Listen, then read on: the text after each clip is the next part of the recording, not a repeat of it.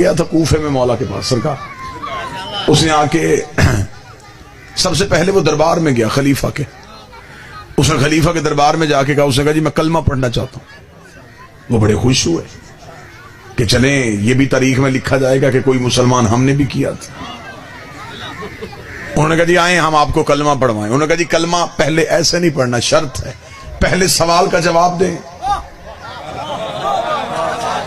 پھر میں کلمہ پڑھوں گا۔ ان کے ذہن میں آیا کہ یہودی ہے سوال آسان کرے گا، وہ یہودیوں کا عالم تھا، آسمانی کتابیں اس کے مطالعے میں تھی۔ توجہ ہے صاحب، بات سمجھ میں آ رہی ہے جی؟ اس نے کہا کہ میں آپ سے سوال کرنا چاہتا ہوں کہ آپ کے قرآن میں ایک آیت ہے، ان اللہ علی کل شیء قدیر، بے شک اللہ ہر شے پہ قدرت رکھتا ہے۔ اس نے کہا کیا واقعی آپ مسلمانوں کا ایمان ہے اس آیت پہ؟ انہوں نے کہا جی بالکل ہمارا ایمان ہے، اللہ ہر چیز پہ قدرت رکھتا ہے۔ اس نے کہا پھر سوچ کے بتائیے گا بادشاہ، کیا تمہارا اللہ جو چاہے وہ کر سکتا ہے؟ انہوں نے کہا ہمارے اللہ کے پاس یہ طاقت ہے، وہ جو چاہے وہ کر سکتا ہے۔ اس نے کہا اب میرا سوال ہے، کیا تمہارا اللہ کوئی اور اللہ بھی بنا سکتا ہے؟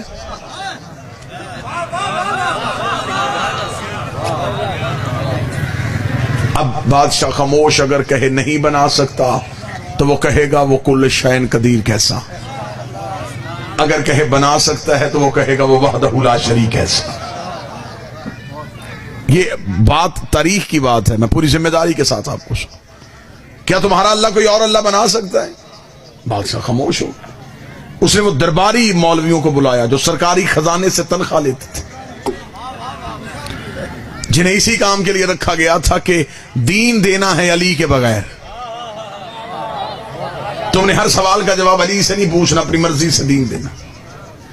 انہیں بلایا گیا، انہوں نے کہا جی یہودی سوال کر رہا ہے۔ انہوں نے کہا کیا سوال ہے؟ انہوں نے کہا یہ سوال کر رہا ہے کہ تمہارا اللہ کوئی اور اللہ بنا سکتا ہے۔ وہ جو علماء کی ٹیم تھی وہ پریشان ہوئی، انہوں نے کہا جی اسے 3 دن کا ٹائم دیں، 3 دن میں ہم جواب ڈھونڈتے۔ بادشاہ نے کہا اگر ابھی دینا ہو، انہوں نے کہا پھر علی کو بلانا پڑے گا۔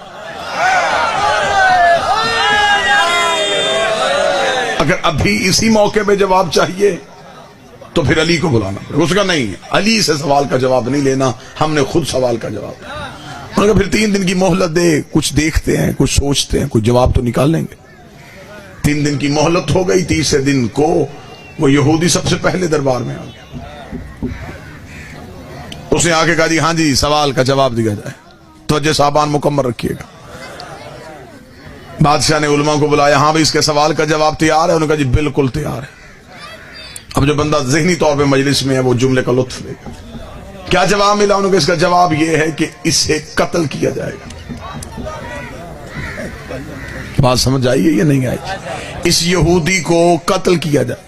بادشاہ نے کہا کس جرم میں؟ انہوں نے کہا توہین مذہب کے جرم میں، اس نے ہمارے اللہ کی توہین کی ہے، یہ ہم سے آگے پوچھ رہا ہے کہ تمہارا اللہ کوئی اور اللہ بنا سکتا ہے، تو لہذا اس نے توہین مذہب کی ہے، عقیدہ توحید کی توہین کی ہے، اس کا ساتھ سے جدا کیا۔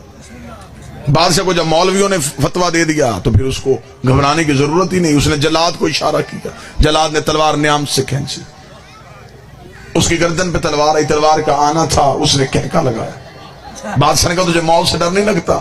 اس نے کہا موت سے زیادہ تیری بے بسی پہ مسکرا رہا ہوں۔ کیوں؟ اس نے کہا میں مر رہا ہوں، سوال زندہ ہے۔ کتنا اچھا ہوتا تو یہ موت سوال کو دیتا، میں مر رہا ہوں، سوال میرا زندہ ہے۔ ابھی تو میری لاش دربار سے باہر پھینکے گا، لوگ پوچھیں گے اس سے کیوں مارا، تو وجہ بتائے گا، وہ وجہ ایک کان سے دوسرے کان میں جائے گی، دوسرے سے تیسرے میں جائے گی، ایک دن میرا سوال مذہب بن جائے گا، میں اس مذہب کا بانی ہو جاؤں گا، تو نے مجھے ہمیشہ کر کے زندہ کر دیا۔ بادشاہ پریشان ہو گیا، اس نے جلاد سے کہا تلوار ہٹا، یہ تو مزید بدنامی ہوگی۔ تلوار ہٹ گئی۔ اس نے پھر مجھے سوال کا جواب دو، 2 علموں کے درمیان ہوں، حوالے کے ساتھ، تاریخی ذمہ داری کے ساتھ گفتگو۔ آخر اپنی ندامت کو چھپانے کے لیے حکومت وقت نے یہ فیصلہ کیا کہ ہم اس آیت کو قرآن سے نکال لیتے۔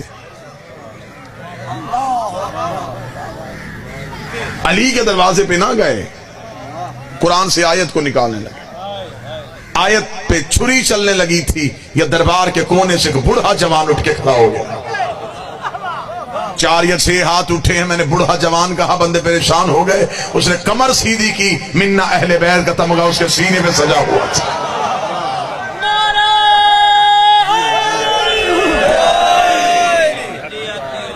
اس نے سر کو سیدھا کیا. اس نے اس یہودی کے پاس جا کے اس کا ہاتھ تھام کے اس نے کہا اس کے دروازے پہ لے کے جاؤں جو وارث قرآن ہے. آگے آگے اپنی جھکی ہوئی کمر کے ساتھ اپنی نگاہوں سے صراط مستقیم کا تعین کرتا ہوا سلمان بڑھنا شروع ہوا.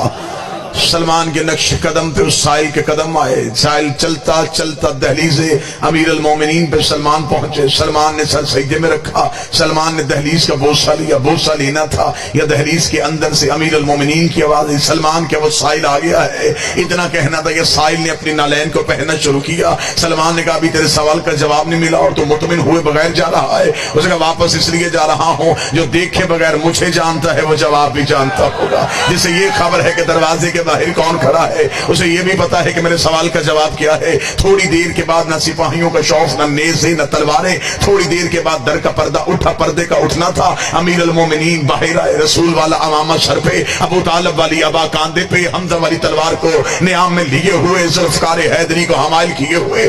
علی کے چہرے پہ حسن یوسف کا صدقہ ہو رہا تھا. علی کی آنکھیں تہرے تقدس کا نگینے بن رہی تھی. علی کے ہونٹ صورت یقوت شعاؤں میں دھلے ہوئے تھے. علی کی زبان آب وحی میں ڈھلی ہوئی تھی. علی کا سینہ رمز دل ہستی کا خزینہ بنا ہوا تھا. علی کے قدم صراط مستقیم کا تعین کر رہے تھے. امیر المومنین کے لب کھلے. امیر نے فرمایا تو نے اس سے پوچھا تھا کہ اللہ ہر شے پہ قادر ہے؟ بے شک اللہ ہر شے پہ قادر ہے. اس نے علی کے قدموں پہ ہاتھ رکھ کے کہا مولا سوال یہ تھا کیا وہ اللہ دوسرا اللہ بھی بنا سکتا ہے؟ علی نے فرمایا ایک نہیں 1000 بھی اللہ بنا دے، خالق وہی رہے گا، یہ مخلوق ہے.